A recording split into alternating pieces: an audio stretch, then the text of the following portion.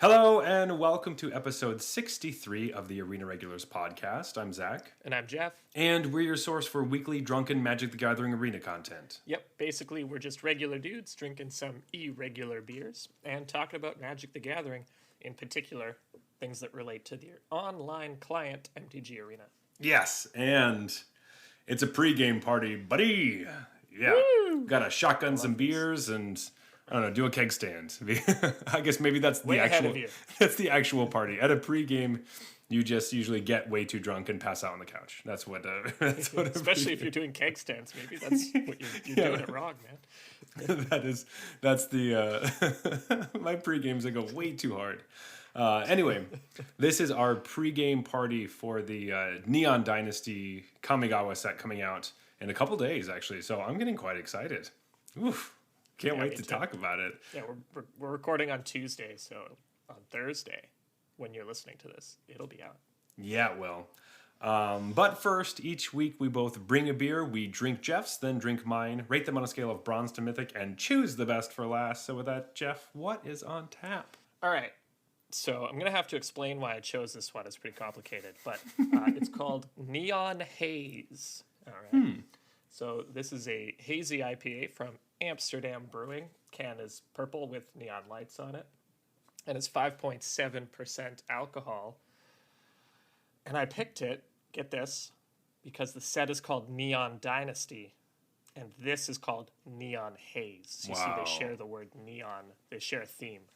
Interesting. I wouldn't have thought that just from you explaining I know, and now after I explain it, it's like, oh, so obvious. Obviously. Yeah, I can see even on this can, there's the soft glow treatment is present. Yep. Yeah, they must have worked together with WotC to get this I'm sure. can made. Right, Yeah, of course. Anyway, before we get into things, we have some Magic news. A few weeks ago, actually, we didn't talk about it last week, but there was the first rebalancing for Alchemy, and in Standard, we got 3 cards banned. We got them banned. We did it. Good job, everyone. Yeah. Dedicated content producers like us. Yeah, so basically, Auron's Epiphany, Divide by Zero, and Faceless Haven are banned in Standard, and a butt ton of cards got rebalanced in Alchemy. Though we're not going to talk too much about it because there's a new set coming out in 2 days, so yeah, it doesn't really matter to us at this point. See, I think of it backwards. Like, it's hard for me to evaluate Neon Dynasty because it's not coming into a metagame. Because the metagame was just, like, erased a couple of weeks ago. That's true. Where we're still trying to figure out what the top decks are, and it's like now we're going to get all these new cards, and we're like, what decks are we supposed to be playing? Yeah. Right. Normally it's like, oh, what does this fit into the blue-red Epiphany deck? Maybe yes, maybe no. Now it's like, well, that deck doesn't exist, so... Yeah, so it's a different deck now, and everything's going to be different. So...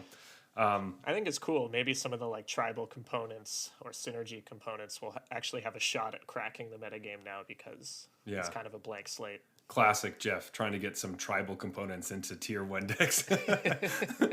Ninjas, baby. Every set. It's the tribal deck's gonna be one of these days I'll be right. One of these days. Actually, except when Rogues came out, I didn't call that one. So that's true. I was like, nah, tribal sucks. You were excited about Rogues, but you didn't think it was the best. But anyway. But you know what else? Other than me being wrong about tribal synergies, bolts my bird, Zach. When people read cards too quickly, I don't know if you know anyone like this. I don't know anybody who does that. Yeah, Zach is like that. So don't be like Zach. All of these cards are new, and sometimes it doesn't matter how many times you read it before you actually play with it. There will be some cards you don't know how they work. So while you're playing and you've spent valuable gems and gold on some Kamigawa Neon Dynasty events, make sure you read all your cards at sorcery speed, as Zach likes to say.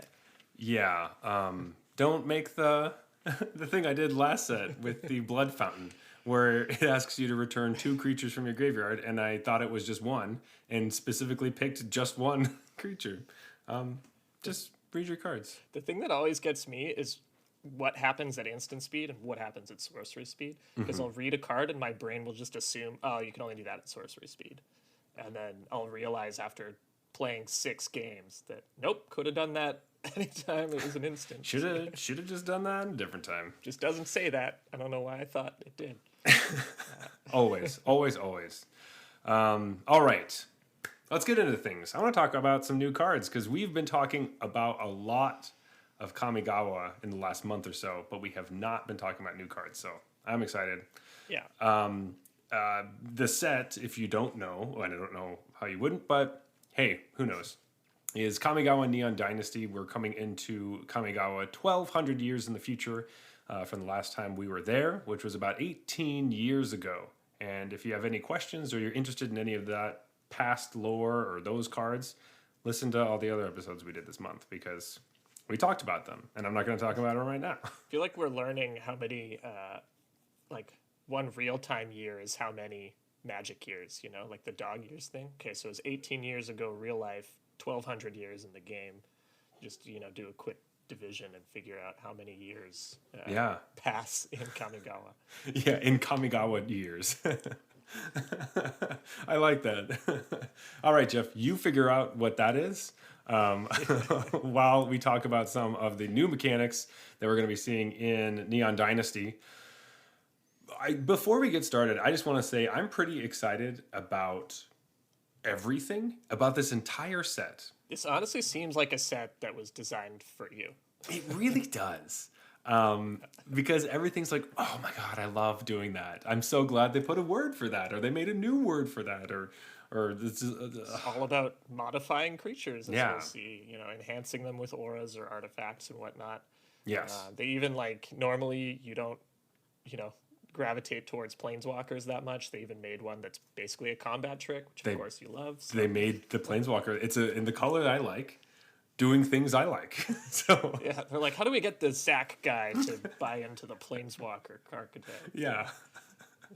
Oh man. Anyway, all right, let's get into it. So the first mechanic that we were kind of alluding to earlier, but it's reconfigure.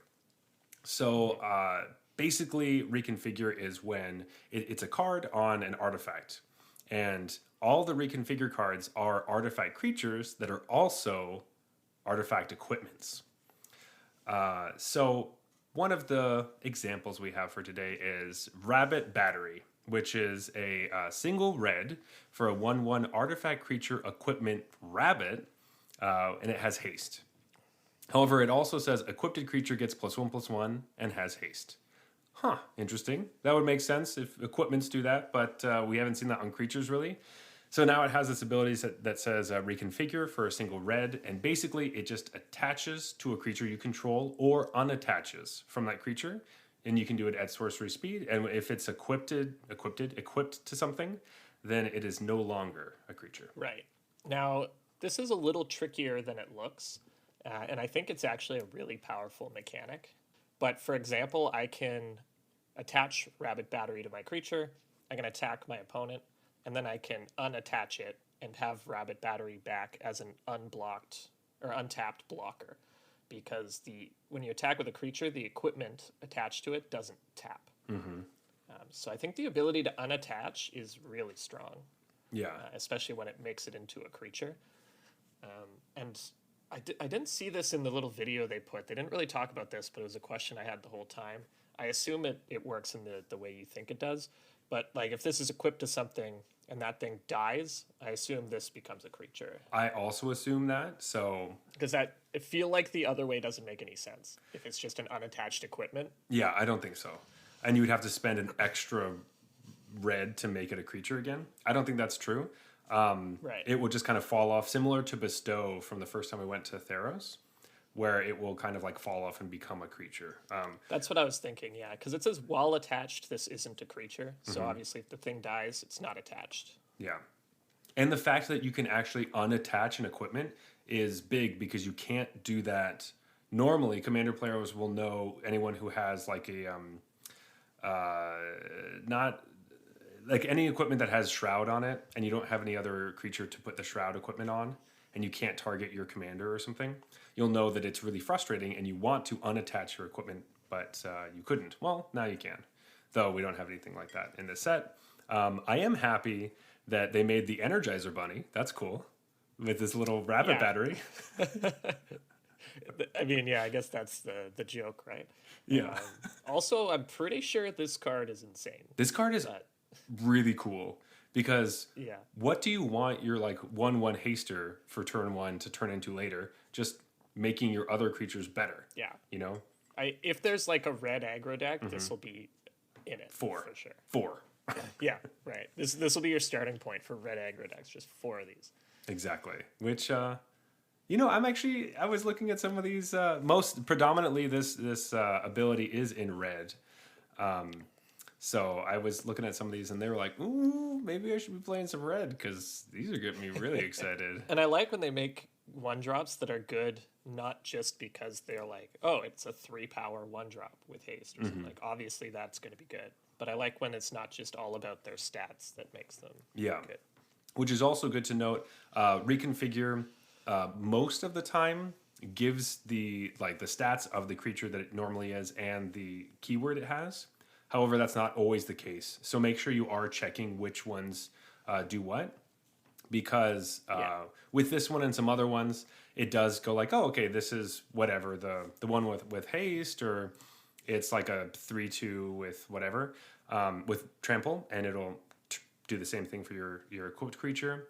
A lot of them also don't do that, which is another one of our examples, which is not a MacGuffin, but it's a pretty important part of our story. Jeff, do you want to read this next card?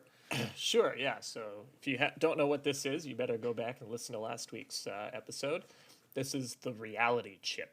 So it's 1 and a blue for a legendary artifact creature equipment jellyfish. You may look at the top card of your library at any time. As long as the Reality Chip is attached to a creature, you may play lands and cast spells from the top of your library. Reconfigure for 2 and a blue, and it's an 0/4. So this thing comes down, it's an early blocker. Later, if you have something to attach it to, you get this like card advantage-y thing. It's kind of a really interesting design, actually. Yeah, I like this one quite a bit just because it's an equipment type of thing that we don't see equipment do very often. This usually just seems kind of like a utility artifact that sits there and taps and does different things. But I like the idea of this type of card advantage needing creatures to be able to make it work. So it's not just like slam it in your control deck because then you have an 0/4 blocker that turns into a card advantage engine. It's like you need another creature. Exactly. It is a bit of a flavor fail because it can't attach to planeswalkers, which is the only thing it does in the story. Yeah, but that's clearly because they didn't want it to go into just every control deck. Yes. Exactly what we were just talking about. But protect the planeswalker for a turn and then turn it into an unstoppable, like card advantage engine. Yeah, but but as you mentioned, it does not give +0/+4 to the equipped creature. Very cool stuff. Excited to see what else we can do with this mechanic because it seems pretty versatile and it won't really stay just in this set, though it is very flavorful for the set in itself. So I could see this doing more. Very excited for it. Yeah, this feels like something that'll show up again in the future. Obviously, we have to play with it. Maybe it just plays really poorly, but it looks like it plays pretty well. Good limited mechanic, good constructed mechanic type of thing. Exactly. Up next, a new mechanic is Modified. So, Modified is basically a new word that they've added. If you remember back in Dominaria when they added, Historic or whatever, it was just like a grouping word.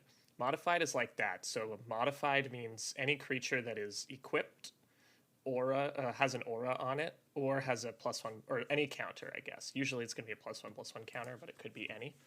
And that creature will just be called modified. So as an example of a theme, a card that's based on that theme, we have Invigorating Hot Spring, 1 red-green for an enchantment. It enters the battlefield with 4 +1/+1 counters on it. It says modified creatures you control have haste, and you can remove a counter from it to put that counter on a creature you control as a sorcery once per turn.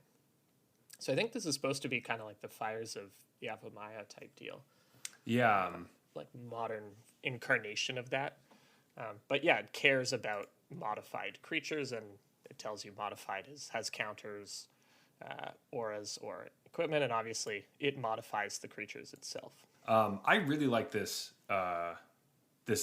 grouping, as you were saying. I think that's a really good way of putting it, and I hadn't thought about that until you just brought it up. That it's similar to historic, right? Yeah, historic spells. But finally being able to say like, yes, these things are modified instead of saying something that's enchanted or equipped or whatever. We just have one solid word. Really like that. Important distinction with this is that it is auras that you control on your creatures. So you don't have to worry about putting pacifisms on your opponent's creatures and then them becoming modified or vice versa. Don't count pacifisms from your opponent on your creature as being modified because that doesn't count. I think I'm going to have a lot of fun with this. It obviously is already the thing I like doing, though, again, this is kind of like a green-red mechanic, as we see with this gold card right here. So usually I'm not playing those colors, but maybe because of this, it'll push me to play a lot more red. This set is just like, hey, you should play red. You normally like playing red, but look at all these cool red cards. I'm like... That's the thing, yeah. And, it plays so well with Reconfigure. Exactly. It's like, like the majority of Reconfigure cards are red, and then the majority of these modified cards are red. Yeah, and the reason I thought of the historic thing is because when I remember distinctly when the spoilers came out for Dominaria. Yeah, I remember thinking like, that's not a mechanic. Like, you're just grouping a bunch of stuff into one word and calling it that. And I guess it's sort of true, but that really showed me how powerful that can actually be, playing that set. It was just like, man, if this only said planeswalkers or legendary creatures or something, it would be so lame. But the fact that it is artifacts, legendary creatures, and planeswalkers just made it so much more interesting. So now I'm always, whenever they do something like this, I'm like, there's probably a good reason for it. It probably just plays really well. And it really invokes the, advancement of technology, like the set is, in both mechanical ways and magical ways, which seems, obviously it's something that they're working on and trying to get those pieces to fit together. With almost all the mechanics, we have something where we're trying to pull those or push them together. But I think they did a really good job with this. So I'm just happy to have a new tool in the belt to be like, yes, that's what that's called. Yeah, and it's just super cool that anything that actually has this keyword or whatever, it's always a payoff. Right? Yeah. So it's just like incentivizing you to play cards you probably were already playing. And then you just have this payoff that makes you feel like, oh, should I just try to go as deep as I possibly can, So one of the cards I liked for this, it's the one they showed all over the place as their example of this mechanic, but just the Aki Emberkeeper, 1 in a red for the 2/1 enchantment creature Goblin Warrior. And it says, whenever a non-token modified creature you control dies, create a 1/1 colorless spirit creature token. Awesome. Seems like pretty cool payoff for that. I'm just imagining this with like, first of all, obviously it says non-token. Mm-hmm. But if it didn't, I'm just imagining this with like a skull clamp. Clamp. It's just going nuts. So I wonder if that's literally the reason that non-token is written on this card. Probably. They do tend to nowadays try to make things that like, oh, well, if it makes tokens from something dying, we shouldn't let it trigger I don't know what they're going to do with this, but something stupid. Put non-token. But just put non-token. But I do love that this does incentivize you to like play to the board, make sure you all like have a lot of creatures, make all of them have counters or equipment or something. And then if something wipes them all out or, you get thrown to the Dark Ages or whatever, get banished, you have a bunch of spirits left over and you can continue to play your, hey, put counters on this creature cards, because that's usually what happens where you get stuck with a bunch of, it's like the classic equipment problem of, wow, I have not enough creatures and too much equipment. Well, Reconfigure solves that problem. This card specifically helps with that problem. I'm so happy. Yeah, it's a strong start with these two mechanics, I think. I'm pretty happy with this. But moving to another new mechanic that we have, it's more of a riff. It's a riff from an old one, and we've seen a lot of these cards before. We were talking in other like episodes or conversations, just saying, hey, we had flip cards in original Kamigawa. We need to have some sort of flip card in Neon Dynasty. Right. And I think the ones that they decided to do are great. So basically we have... Yeah. There's a bunch of sagas. So we have sagas again, which is great. Perfect for this set because it's all about stories and the past and how that reflects the present. But all of them flip into creatures, which is awesome. I'm super excited about it. So the example we have is Jugen Defends the Temple, which is 2 and a green for an enchantment saga mythic. It says first chapter is create a 1/1 green human monk creature token with tap, add a green to your mana pool. Chapter 2 is put a +1/+1 counter on each of up to 2 target creatures. And then every saga in the set has the same third chapter, which was, I think, really smart that all of them do this, and they're all exactly the same. And it says, exile this saga, then return it to the battlefield transformed under your control. And when it comes back, it is now Remnant of the Rising Star, which is a 2/2 enchantment creature, dragon spirit with flying. And it says, whenever another creature enters the battlefield under your control, you may pay X, generic X. And when you do, you put X +1/+1 counters on that creature. And then, as long as you control 5 or more modified creatures, Remnant of the Rising Star gets +5/+5 and has trample. That's a lot of things to say. And I think I did read that this set has the most words of any set that has ever come out, which we've been waiting for. We've been waiting for this moment. Yeah, earlier I was talking about how it's hard to evaluate them because the landscape is, so unknown. It's also because they're all a million words long. It's so hard to evaluate cards with that do this many things. Yeah. But it is helpful that the sagas have the most words on them, but they all have the same chapter 3, so you never have to read that. Just wait. One of them is going to be different, and people are going to be like, hey, you said to read it that story. One will just transform instead of exiling and returning transformed. But I love this. Why didn't you just give it haste on the backside? But I just love that it all pulls together. It's making a creature, then modifying it, and then flipping, and it's really small at first and then gets huge if you have a bunch of creatures that are modified, and it also gives you the tools to modify those creatures. Really sweet card, and really these sagas are really interesting. Like, there's a lot of cool stuff they're doing. They all seem to reference, I don't know if literally all of them do, but everyone that I can think of references a character from last time we were at Kamigawa. So there's that kind of nice little bonus too. Actually, while we were talking about it, it made me wonder. I bet the original design of these cards, Chapter 3 just said transform this. And then R&D came in and was like, the fact that all of these backsides have haste makes it too difficult to balance. For sure. So then they came up with this like exile it and return it transformed kind of thing. Because like a ton of them have flying and yeah, exactly. It's just like it's way too hard to balance with an enchantment that's really difficult to interact with that just snaps into a haste creature. And then you can't give any of the ones you want to give haste to. It doesn't matter. So it feels like because you can tell there's quite a few that do have haste that are from colors that usually have creatures that have haste. So I think that's a good point. That is almost exactly what happened, I'm sure. Yeah, right, because it's also just so many fewer words to say transform this. So you have to have a real reason to put that third chapter on there. That's very true. The only other saga that I really wanted to point out at this moment is the life of Toshiro Umezawa, because I just think the flavor on this card is phenomenal. I love it. I don't know how good it is, but it's a black saga that is 1 in a black, and chapter 1 and chapter 2 are exactly the same, and it says choose one. Target creature gets +2/+2 until end of turn. Target creature gets -1/-1 until end of turn, or you gain 1 life, or 2 life, sorry.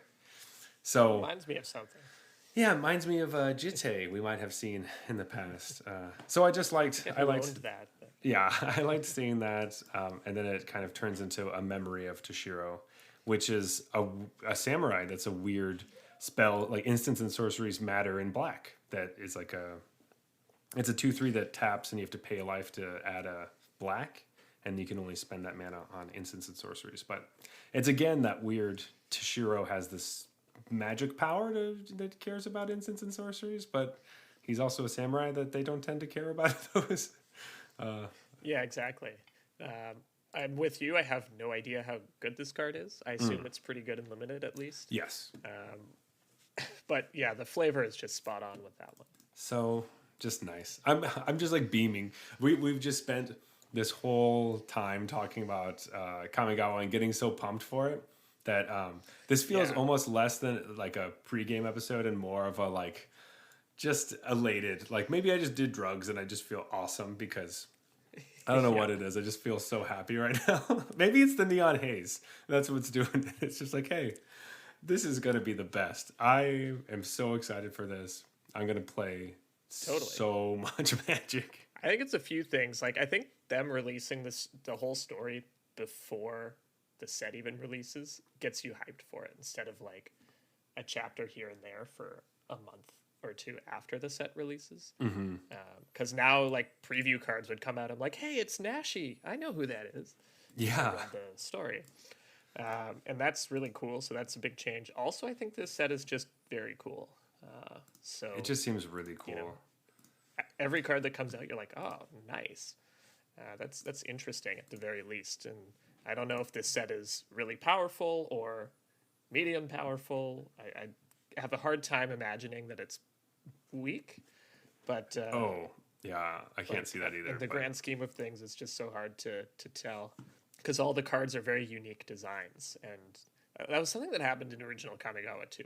There were a lot of unique designs, and you were like, I don't know if this is good or not, but it's interesting at least. So I think they did a really good job of being able to capture the really interesting design, while also making the cards feel powerful and fun and like just really cool.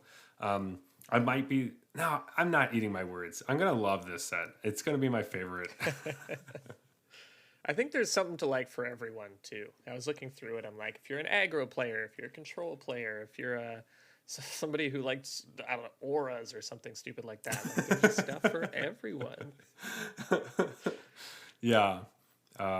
It's sweet. So, Jeff, I'm still working on a beer. We are going to go to a beer break, but I think we might have to talk about some 5-color cycles at the moment. At least get the ball rolling a little bit, you know?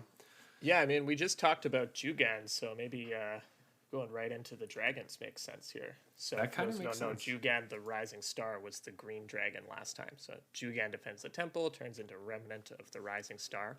I also like how the backsides are never, with maybe one exception, the backsides aren't actually the creature that they're talking about. They're always some spirit or manifestation of them.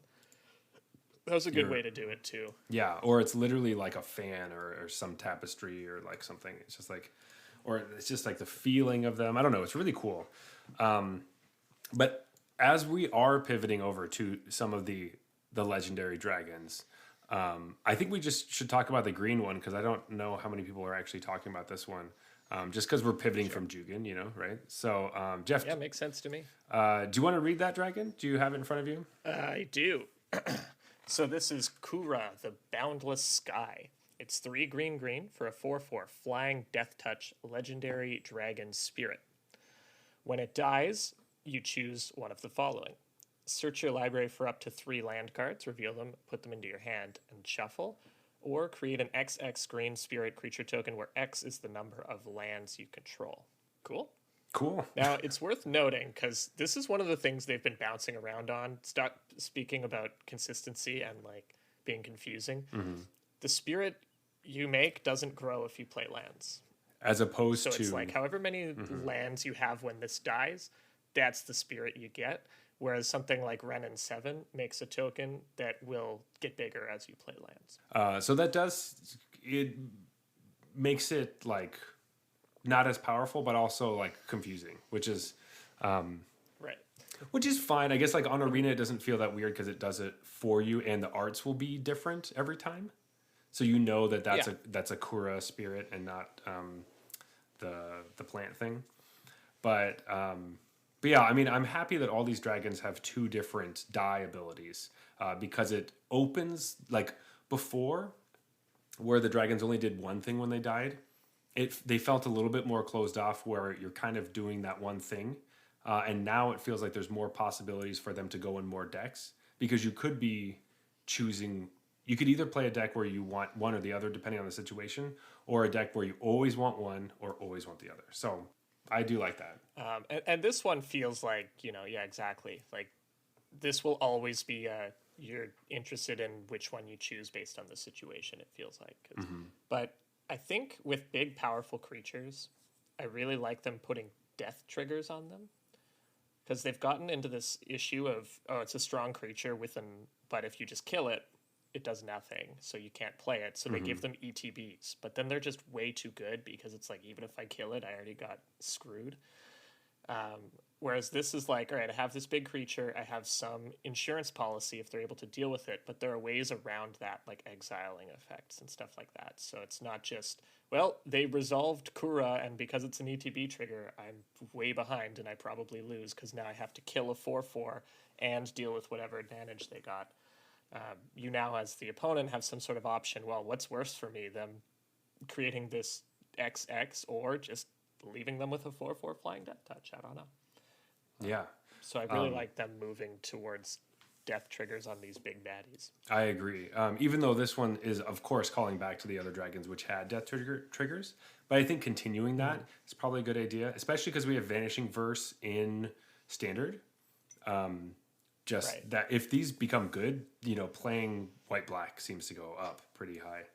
Yeah, white-black's already pretty good, I think. Yeah, also because white-black has their own dragons that are really good. That's right. So you wanted to do the green one. Where are you feeling next? So I want to talk about Junji, the Midnight Sky, which is 3 black for a 5/5 legendary creature dragon spirit with flying and menace. And when it dies, each opponent discards 2 cards and loses 2 life, or put target non-dragon creature card from a graveyard onto the battlefield under your control, and you lose 2 life. I love this one, and I know you do too. You've got to love this one. There's no way you don't. I was like, you know that I love this card. Yeah, but I love because awesome. Yeah, it dies and you go steal a creature from a graveyard. That's great. But I really love the tie-in of the making your opponent discard cards.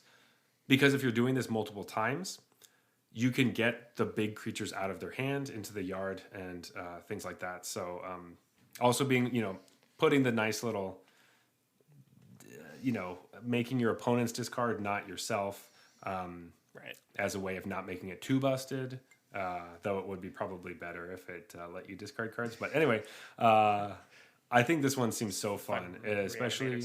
Yeah, exactly. Especially if there's some sort of sack outlet, so we could make sure that it doesn't get hit by a Vanishing Verse or something. That would make this card obviously go way up. Which we have. I don't know if we have free sack outlets, but we have some good ones. And if you've ever played against Graveyard Trespasser or whatever, that has ward, discard a card, it's so annoying to have to discard a card to kill your opponent's creature. And this isn't quite the same because it's more vulnerable to certain types of removal, but it hits you harder for playing regular removal. Like, killing this is going to be a real pain a lot of the time. And so you'll try to, get your whole hand empty and then kill this, and then they'll be like, okay, reanimate something. Now you have no hand to deal with it. So, really, really cool card. I don't know if it's going to crack into competitive play. It'll just be what kind of decks exist. But I like the design on it a lot, and I'm going to try to make this work, obviously. Oh, yeah. And then I'm going to take whatever that list is and then try to play it as well. Yeah. Because that's what I do. It'll be some sort of red-black, I can tell you right now. Interesting. I might take out the red and add white, but sure. You do you. Sweet. So I think before I be ready... Vanishing Verse, my own Junji. But I think before our break, we have time for one more dragon. So, Jeff, which one do you want to talk about? All right. Well, I was going to save the best for last, but I feel like this is a good time to just talk about how this one just feels more pushed than all the others. This is Atsushi, the Blazing Sky. Because it only costs 4 mana. It's 2 red for a 4/4 flying trample, and when it dies, you get to impulse for 2, so exile the top 2, and you get to play those till the end of your next turn, or create 3 treasure tokens.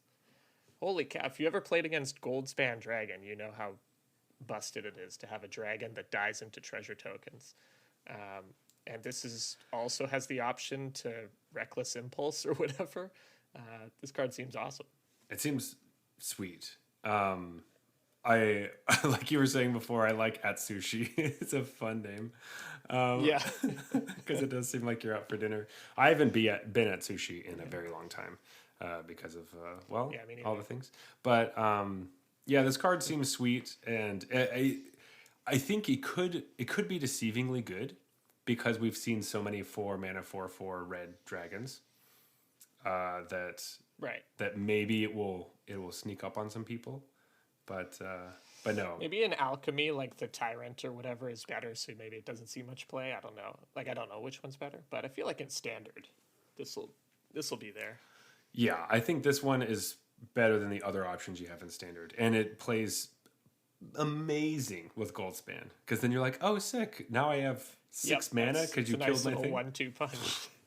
Jeez. Yeah, play some other big stuff. If you want it, you also have the option to basically draw 2 cards if you were already flush with mana thanks to your Goldspan. Yeah, you're like, what's 3 more treasures? I need some cards. Jeez, seems good. Like it. Anyway, Jeff, with that, I need another beer, and so let's go on a beer break. Let's do it. This beer break is brought to you by our patrons over at Patreon. That's right. You're already supporting the show just by being a listener. But if you want to support the show even more, the Patreon is the best and, well, only way to do that.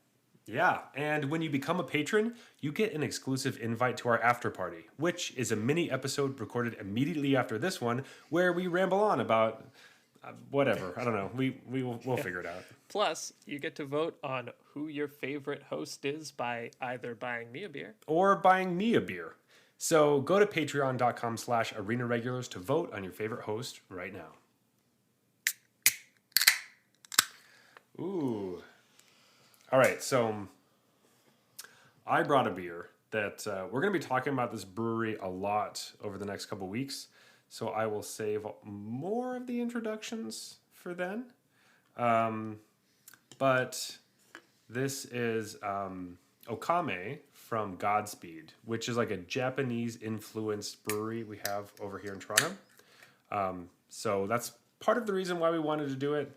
But also, I'm not super familiar with their beer, so this is going to be really exciting. Definitely. Yeah, exactly. And Okame is a green tea IPA, which I don't know if I've ever had one before. So this is just going to be exciting all around. I've had green tea ice cream, but I guess that's not quite the same thing. It's not quite the same thing.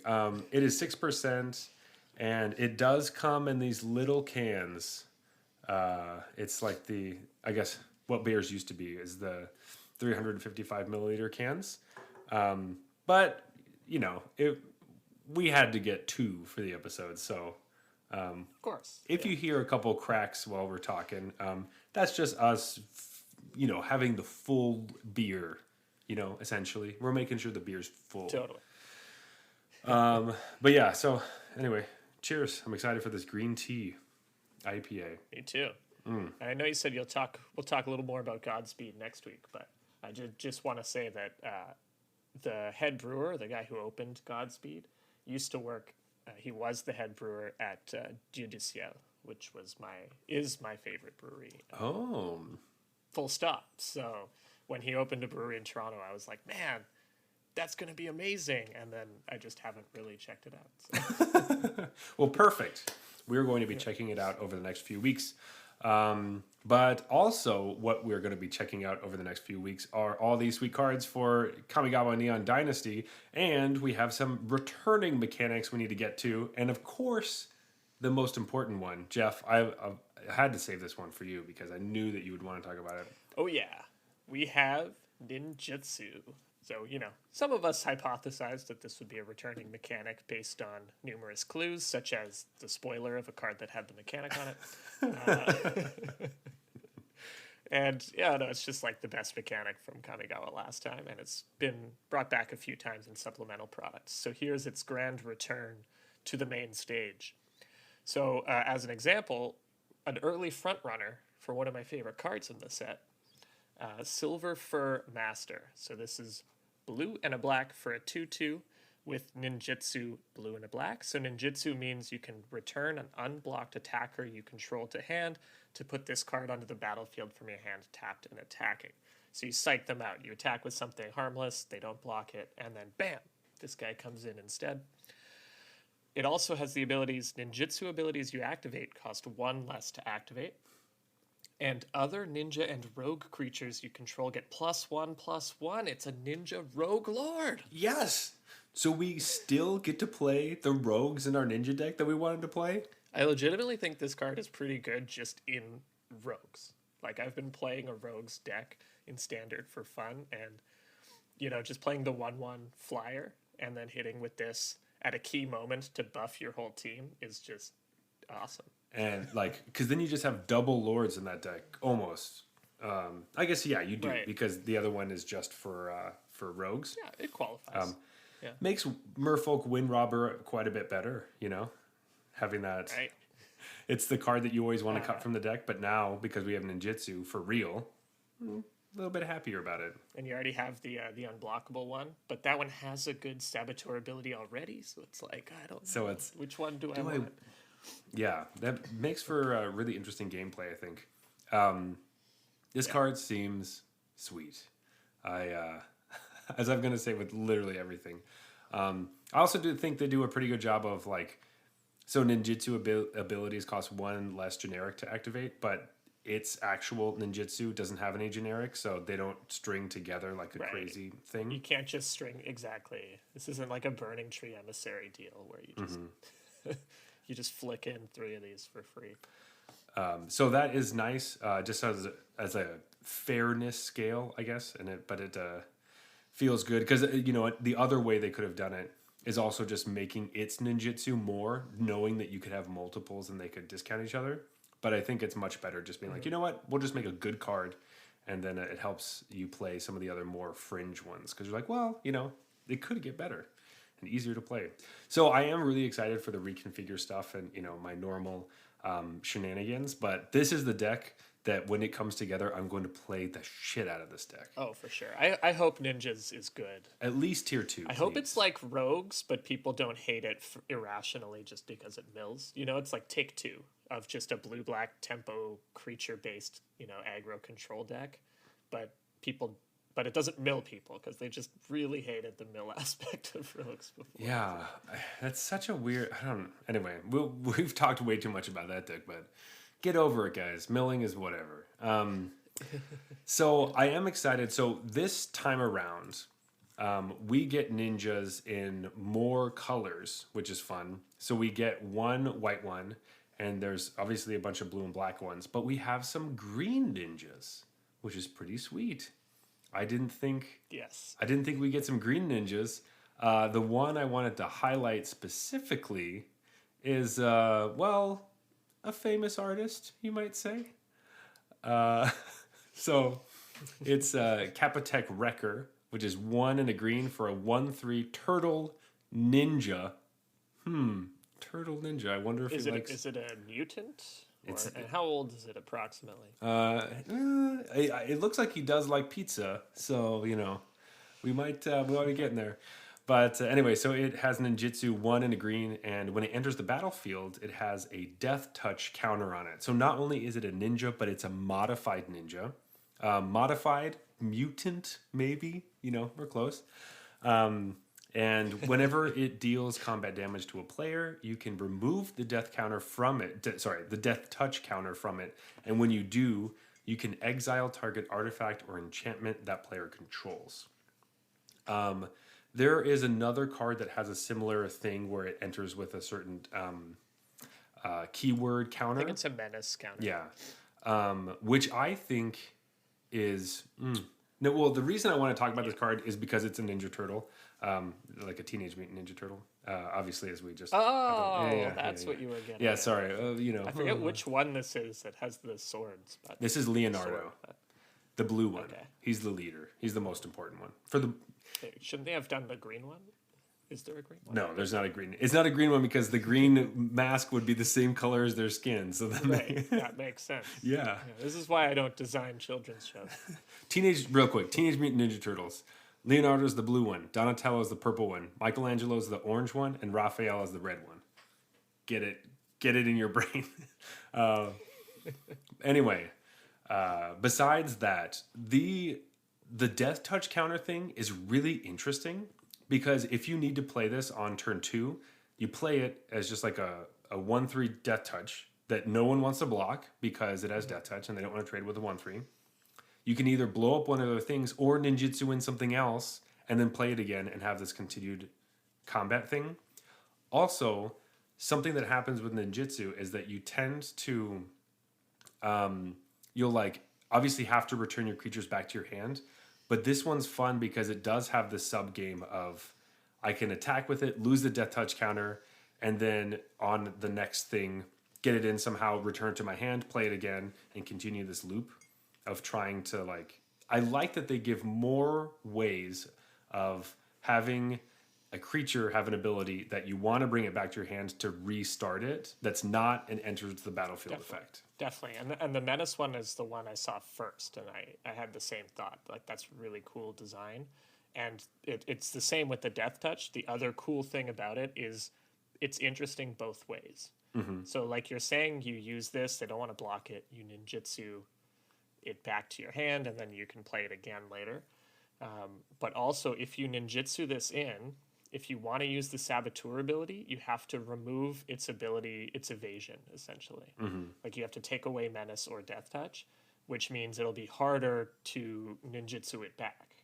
So you have to like make the choice, do I want to use this Saboteur ability? Saboteur, by the way, means any of this when it deals combat damage to a player, it does something.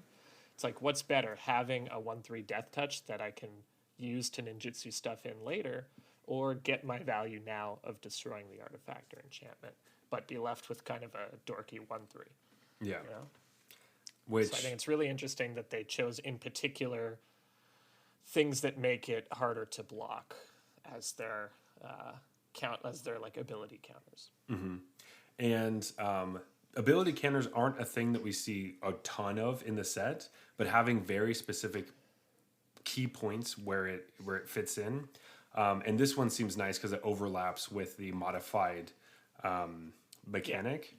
So, I'm just more bravo. This is so good. It's just a great design. It's such a good. It really does kind of feel like the A team of designers was working on this set because all the designs are at least interesting. Yeah, they're so interesting. Which is kind of bringing us to our pseudo last mechanic. There's some other ones we'll talk about a little bit, but this is really the last returning mechanic we have, which is channel. And we had talked about this mechanic, looking back, being like, oh, they could actually bring channel back because that was kind of cool. And it was kind of voted our only other mechanic besides ninjutsu from the entire block that could come back. And it did. Look at us. That had any shot. Yeah, we were right. Sort of. I still think I said it probably won't come back. But. Oh, I mean, like, we probably both said it probably won't come back. But if something did, it would be this one. So, hey, we're kind of right. I have a couple cards up that I want to talk about. There's a lot of talk about some other things right now. But, hey, let's do some fun ones. The gold uncommon signpost for this mechanic in draft is going to be a colossal. Your favorite color pair. Yeah, fucking hell, man. I might actually play it now because it has this mechanic. I like it, but Colossal Sky Turtle is 4 green, blue for a 6/5 enchantment creature turtle. It has flying and ward 2. However, it has channel. So as we know, channel is an activated ability where you can discard the card from your hand by paying a mana cost, and then it has an ability. So this creature is the only one that has 2 channel activations. The first one is 2 and a green, discard it. return target card from your graveyard to your hand, or channel 1 in a blue, discard it, return target creature to its owner's hand. So, key points of channel, which we have talked about before, but gonna bring it up again. So, channeling a card is an activated ability, and it is not casting a spell. So you cannot counter things that do this. Big ups. Unless it says counter an activated ability. Yes, which I actually didn't look for this set, but I don't believe we have that. We have some counter spells in this set, but I don't think we have anything that will actually do. I didn't notice any. Yeah, this card specifically seems more interesting to me because for the most part, I feel kind of like a Timmy-ish player, except for creatures that cost 1 billion mana. I don't give a shit about. They really, there's like, it's gonna take forever. They're not really that good most of the time, and I don't care. But this one, I mean, Wizards has kind of beaten that out of us by making it so bad to cast. Exactly. Like, why would I spend 10 mana to play this thing that's just gonna die and like really doesn't do that much? Doomblade, my turn? Yeah. Wow, I just lost 8 mana in that transaction. Yeah. So, like, sure, this one has Ward 2, great, whatever. But the fact that it's primarily a card that is doing utility in your deck, it's like an unsummon or a regrowth or something. And then every once in a while, you actually play it as a creature. Seems a lot more interesting to me. Definitely. And they made some of the channel abilities, like, there are some that just go get lands, and it's basically... land cycling. Or they made some that just like feel a bit like other mechanics, so they kind of weren't afraid to do that, which I think is nice. The reason I thought the channel might not come back is because it feels like similar to a split card, like a creature instant split card. As you said, key difference is you can't counter this, but also this card shows another thing that you can't do with a split card, like unless you had a triangular, like a little prism, and you rotate it. But like this has 3 modes. That's not. It's a charm. Right. Yeah. This is essentially a charm where one of the options is a creature. Yeah. And I guess like charms usually just have a set mana cost and 3 options, whereas this is 3 separate mana costs. I would like to see more charms that are also a creature in the future. I really like it. These all seem pretty interesting, and I like that not all of them are like, some of them are similar to the old ones where it's like, hey, we are giving we're combat tricks, but they're not always the same as the creatures' power and toughness, which was nice. It's not like, hey, you have to have the same power and toughness because you're discarding this card. It's like, no, we're gonna do whatever we want, which is great. I think that's awesome. Good job. Yeah, and good design space. You're using it the way I wanted. Again, so happy. There's nothing I'm upset about with this set so far. So yeah, better watch out. So I had one more example that Jeff, you can read it if you'd like. I don't know if you know why I like it. You probably do. Okay, so up next we have Mirror Shell Crab. 5 blue for an artifact creature crab. It's a 5/7. It has Ward 3, and then it has Channel 2 and a blue to counter target spell or ability unless its controller pays 3. What do you like about this? I like it. I like it's at common, and this is the common, one of the common like counter spells. There's a few counter spells in this set. The other ones cost. There's Spell Pierce, and then we have Essence Scatter, and then not Essence Scatter. Sorry, it's Capture, Essence, whatever. Capture, yeah. Essence Capture. The mono blue Scourge from back in the day. Yes, and then there's another one that's also blue. But I like that this is like the 3 mana counter spell that we're used to seeing. It's just on this creature, and you won't ever get in a counter war with it because no one can counter. Oh, it does say spell or ability. Shoot, I just ruined everything. I didn't read this card. This can counter itself. This can counter itself. But counter spell can't counter this. It's true. However, this can counter other channel abilities. There we go. came full Yes. circle. There, yeah, that's why we put it on here. That's why. That's why I put it on here, because it can counter Boseiju. Yeah. There you go. Another reminder to read cards at sorcery speed. Just read cards at sorcery speed. Hey. So this is the one. When we were talking about how there's nothing that counters activated abilities, this counters abilities. Yeah. There you go. Any ability. This card's great. This is gonna be sweet. I'm excited to play this as Mirror Shell Crab. Because I feel like the default here is you're just playing the counter spell. The like uncounterable, counter any ability, or like mana leak any ability or spell. But there are going to be games you win on the back of Mirror Shell Crab, just dorky 7 mana 5/7. Those are going to be the best games. This is going to be the one where your opponent thinks they can attack for lethal, and you counter their reconfigure ability, and they just didn't realize that Mirror Shell Crab could do that. And you're like, Yeah. guess you lose. You know, that's what I'm excited for. I mean, I will probably be the one getting that happened to me, but I will be prepared for it. I like how they still attack with everything, even though it's not lethal. Counter your reconfigure. It's like, damn it. Well, attack still with have to attack. put you to 1. Put you to 1. Go, I lose.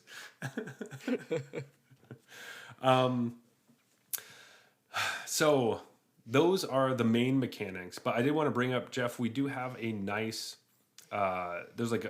we were talking before about like equipments and like auras are really big, but we do have a large vehicle mechanic, as well as like artifact enchantment-y stuff, with enchantment creatures are all over the place that are in this set. But yeah. Oh, that is one thing I wanted to mention. So, you know, if you don't know, this set is kind of about like new versus old, like modern technology versus ancient history.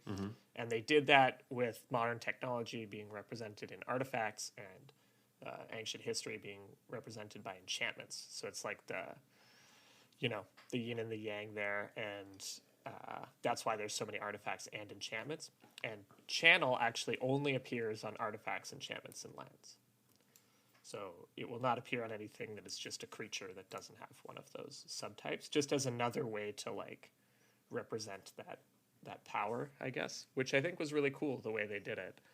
Yeah, like everything we talked about kind of fits in. That's why modified fits into enchantments and artifacts. It's it's all looking at this kind of artifact versus enchantment theme going on. And I think it really shows up in the cards. You know, like I read about it, I was like, okay, cool. How's that actually going to look on paper? And then looking at the set, you're like, oh yeah, I get this. Yeah, this is going to be sweet. Everyone is talking about like the legendary land cycle, which is just, going to be awesome in constructed, I think. I personally don't know how influential some of the cards will be, which some people think are the fucking best shit ever. Yeah, I mean, this always happens, right? Classic. So if you want to hear what we think about what people's takes on best shit ever is, we're going to kind of trash on that next week in our first episode. But it's a really cool looking set. Yeah, it looks really And, it's so cool that I think maybe we should stop the cliffhanger here and tell everyone about the last 2 dragons. That's probably good. That makes sense. Because we have been pulling that out for quite a while. Yeah, so if you're an Azorius fan, you've been sitting here like, God damn it, what are the blue and the white dragons? Now you'll find out. Not like we had to cater to our Jund bros. Yeah, for sure. So why don't I start with Ow. This is Ow, the Dawn Sky.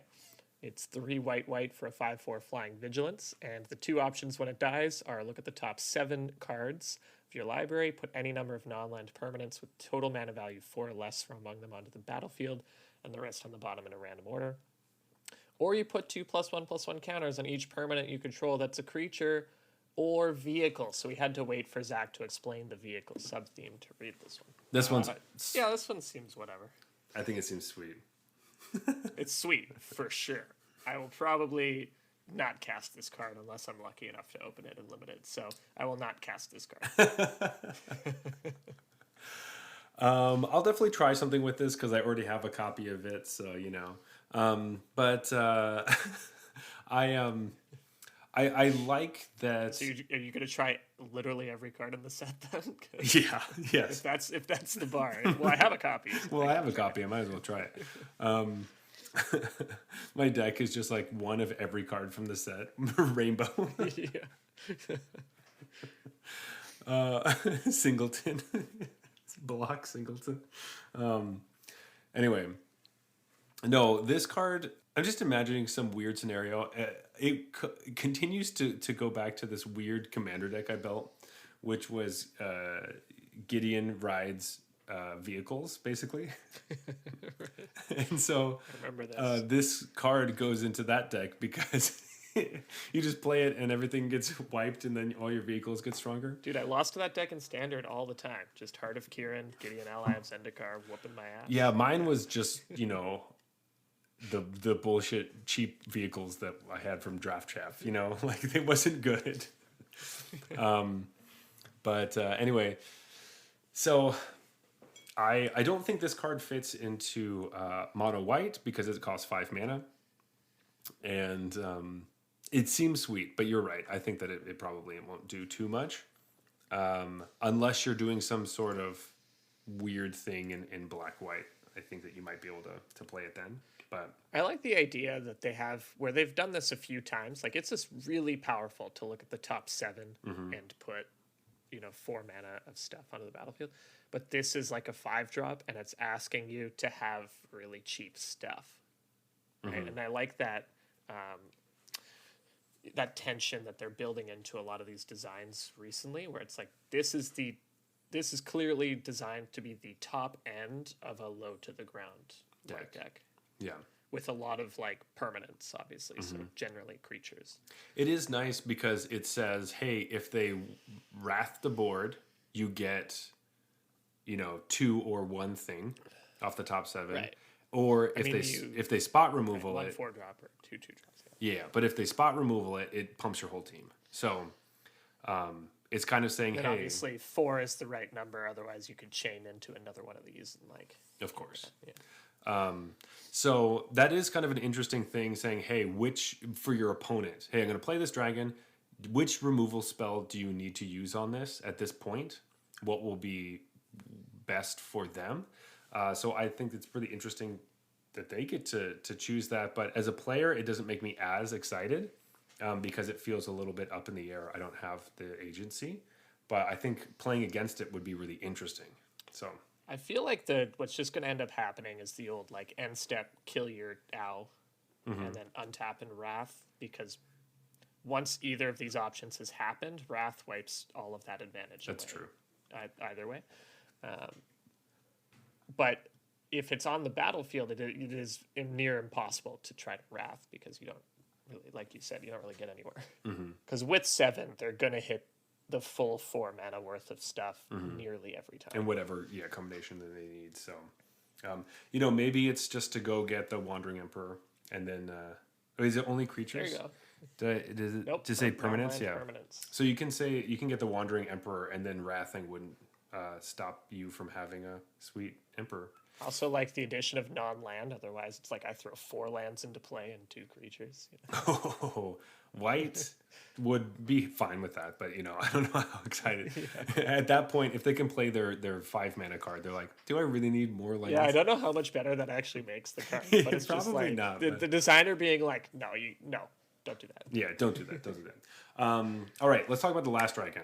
So this is Kyrie, the Swirling Sky. It's 4 blue for a 6/6 legendary creature, dragon spirit with flying and ward 3. And when it dies, you can return any number of target non-land permanents with total mana value 6 or less to their owner's hand, or you can mill the top 6 cards of your library, then return up to 2 instance and or sorcery cards from your graveyard to your hand. So obviously this is like this kind of spells matters. It looks like a card that you'd want to play around in some sort of like blue-black control deck or like blue-red spells deck, where you have the kind of situation of, all right, when it dies, do I need more fuel or do I need to just like reset the game? But it's also, I like that it's like the biggest one. You know, it's fun to see that the blue dragons are huge.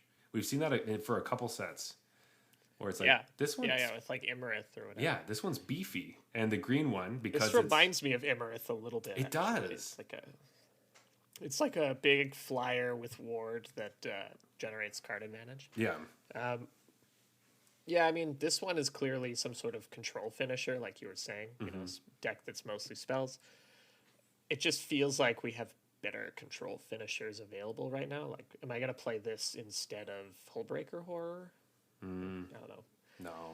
Maybe in Alchemy when Hullbreaker Horror gets another nerf. But yeah, for now, I feel like it's just hard to... Why would I want this as opposed to some options? Maybe it's like one of this and 2 Hullbreaker Horrors to diversify threats or something like that. But yeah, it just feels like there are other options. But it's definitely super powerful, so I could easily be wrong, and this is just better than I am thinking. Yeah. I don't know. I just like... if I were building the control deck, in Standard at least, I think I'd take the uncounterable finisher over the tap out. For like the uncounterable flash finisher seems better than the tap out. Yes. Just get bounced. No. Just get hit by like Fading Hope kind of thing. 1 mana Fading Hope. Yeah. I guess no, because it would cost 4. So, but that's true. But yeah, we'll see. I mean, like, it would be an interesting place where what I would like, what I think Hullbreaker would be best as if it was the sideboard card you brought in against the control mirror, as opposed to just being your main one, but it's so good that like you just want to use it all the time. But yeah, so kind of rounding things out, I'm pretty psyched for the set. I'm going to draft a shit ton of it this weekend. And hopefully I'll have every single card by the end of this. I don't always feel like that, but with this set, I'm just like, I want it all. I want it all. Yeah, totally. Give it to me. So, like, people who've been listening a while know that we pretty much always get excited during the pre-games, but this is the most excited I think I've been for a long time, just from the actual cards. yes. Like looking at the set and being like, wow, you know, I was excited because it's Kamigawa, whatever, but I'm actually really excited by the mechanics. All look super solid. The cards look like they're really fun and interesting designs. It just looks like it's going to be a blast in both limited and probably constructed as well. And so this is like one of the most excited pre-games I've had in a while. Yeah, all the other ones I've just been faking it. This one's for real. yeah, I was like, oh yeah, sure. Midnight Hunt.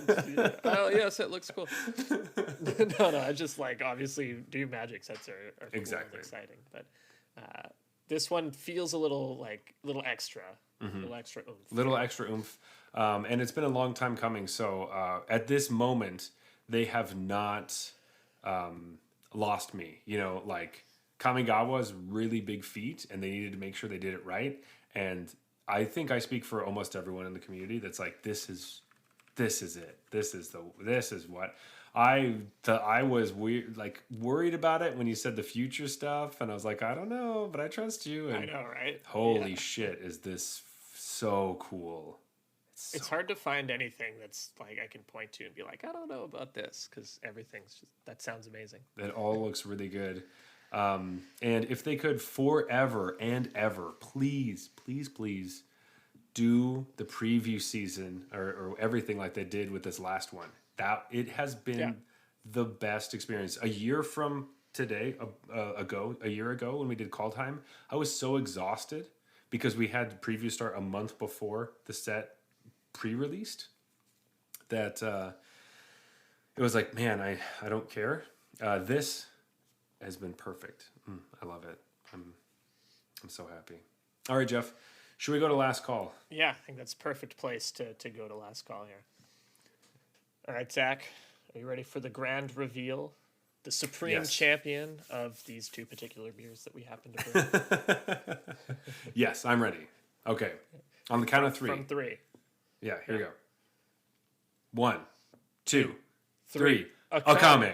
There we go. Yeah. Perfect. I knew it. I knew we were going to pick that. It's good. I mean, okay, so we feel like we figured this out and then we never stick to it. But do we start with the winner or the loser? We pick the winner if we both pick the winner. Right? Right.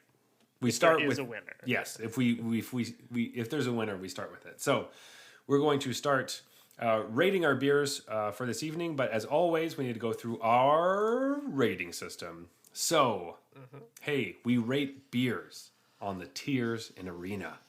Really exciting. So it goes from bronze to mythic.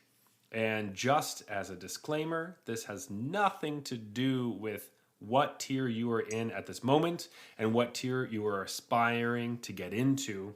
It's just a fun way to rate beers. Everyone is in any tier at every time, so don't worry about it. This is just fun. So, with that, bronze beers are trash. We have never rated any beer at a bronze.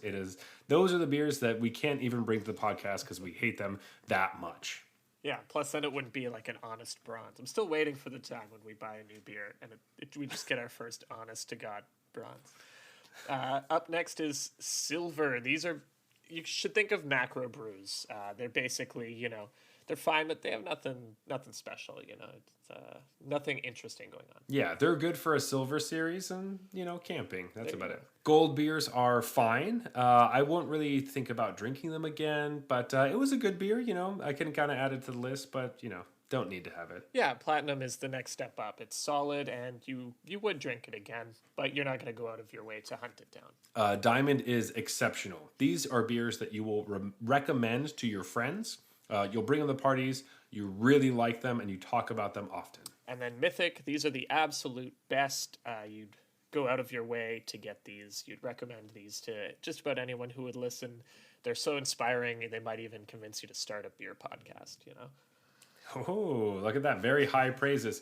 So with that, let's start with Okame from Godspeed, which was the green tea IPA. I don't know what I was expecting when I got a green tea IPA, but I like what they delivered. Mm-hmm. It just tastes like a good IPA, but I do get a little bit of that kind of tea aspect to it. And just as a side note, I've thought about it for a while that so a big part of the brewing process is a bittering agent. It's usually hops. Hops are bitter. But you'll see often chocolate and coffee and some of the darker porters and stouts. And I remember a while ago, I was like, why don't more people just use tea? It's it's already flavors people love, and it's naturally bitter. It gives you that same thing. And so presumably this is what they did here. They used green tea as their bittering agent for their IPA, and I think it just works really well. Yeah. It does still feel like there is... they mixed it. They used green tea as well as a hop that they wanted to yeah, bring I should forth. say that it's almost always hops and something else. It's always hops and chocolate or hops and coffee or whatever. But you're right. You definitely taste it immediately. The first sip was I can taste some sort of tea, and even the color of the beer reminds me of green tea. It does actually a little bit of that hue. Which I really liked. And then as you drink more of it, it turns more into this beer that you are used to tasting. But the notes are very subtle but clear. And I think that is really important and feels very crafted, like I would expect a Japanese crafted beer to taste like. So yeah, and there's this ineffable quality that we bring up sometimes. It's just you can tell when something is a well-made beer. Even in beers that aren't necessarily your style or you don't love the flavors they used, you could just tell when it's a well-made beer. And this has that in spades. Just you look at it, you smell it, you taste it, and you're like, this was made by a professional, someone who knows what they're doing. Yeah. And that was one of the first things that struck me, along with, you said you tasted it right away. I even smelled it right away. I was like, this is it's tea. It smells like freshly brewed tea. With that and kind of our praises, obviously I'm going to go straight to Diamond with this. Yeah. I really like it, and drinking this beer makes me very excited for the other beers we're going to be diving into over the next couple of weeks. So look forward to that, but Godspeed, God bless us all. Yeah, I mean, totally. This was one of the easiest diamonds for me ever. So I'm glad that we had 2 of the small ones, so we just got more diamond beer. It's delicious. That's right. But let's turn our focus over to Amsterdam's Neon Haze, which is more of our flashy, set-focused beer. Yeah, just looking at the cans side by side, it's just such a different. They're style. so different. It's basically like go to our Instagram page if you want to see more what it looks like. But as I describe it to you, it's like looking at the soft glow treatment of like Gin Gitaxis next to one of the beautiful basic lands that are going to be in the set. Oh, I love those basic. Oh my god, those are gonna knock out the old frame. Like those are the most. Those have the best chance of knocking out my old frame basics. They really are. Like, I even got the unhinged or whatever lands for playing. I still use the old school ones, but these new ones looking good. But the beer, Neon Haze. So I guess I'll start talking about it. Yes, we had, this was off camera, but we opened it. It smelled like I thought it was going to smell. It looked like I thought it was going to look, and it tasted like I thought it was going to taste. This is a very run-of-the-mill hazy IPA. Tasty, but fine, and has no real qualities that make it stand apart from anything else, I think. Yeah, I mean, I completely agree. It's just, it is what it is. It's a hazy IPA. Just honestly, as a listener, you probably know how this tastes. When we tell you it's a hazy IPA, just think of that. And you would have your generic hazy IPA idea of what that is. And that's what this beer is. Yeah, which, of course, there's nothing wrong with this. It is what it is, and it's saying that. But the can makes it feel like it's like flashy. It's not flashy. It's very... there. It's there for you. But that means it's a gold beer, and I mean, I was like, I was thinking like, do I push this up to platinum? And I was like, you know what though? It's always that, will you drink it again or not? I probably just won't get this one again. Yeah. Like I won't avoid it if it's there, but I'm probably not buying it again. Yeah, there are probably other Amsterdam beers I'd buy before this, if I go there. Oh, for sure. Like they make some really good beers, Yeah.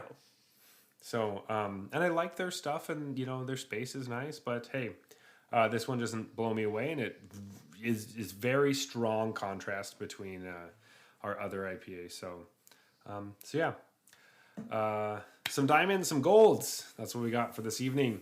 But with that, we are going to closing time. Closing time. Yeah. So as always, if you want to talk to us about the beers that we were drinking or any thoughts you have about the mechanics or cards, hey, just give us a shout out over at Arena Regulars on Twitter and Instagram. We like talking with you folks. And so, hey, keep the conversation up. Yeah. You might also find us on MTG Arena under the username Arena Regulars Podcast. If we are ninjutsuing you, we apologize in advance. Do we? I don't think we do. No. You should have seen this coming. That's how you know it's the real us. Yeah, this is your fault. If we're not playing a ninjutsu deck, you might send us a message because we might have gotten hacked. Something went wrong. If you want to talk to me personally, you can find me at Zulberg. That is ZEULBERG at Twitter and Instagram. But Jeff, where can they find you? They can find me at Blues Brews MTG on Twitter. BLUESBREWS MTG. Please leave us a review on Apple Podcasts. On Spotify, they have a new rating system, so give us 5 stars. We'd really love that. Go to our YouTube channel, watch our draft videos. We're going to have some new ones coming up, and leave us a comment and subscribe. Hey, go out there, go to the places, say, hey, Arena Regulars are sweet. And, we'll say, hey, our listeners are amazing. So, hey, there's something in it for you too. And none of us would be lying. This has been the Arena Regulars. Letting you know that every year that you live, someone on the plane of Kamigawa lives 66 years and 8 months. Good night.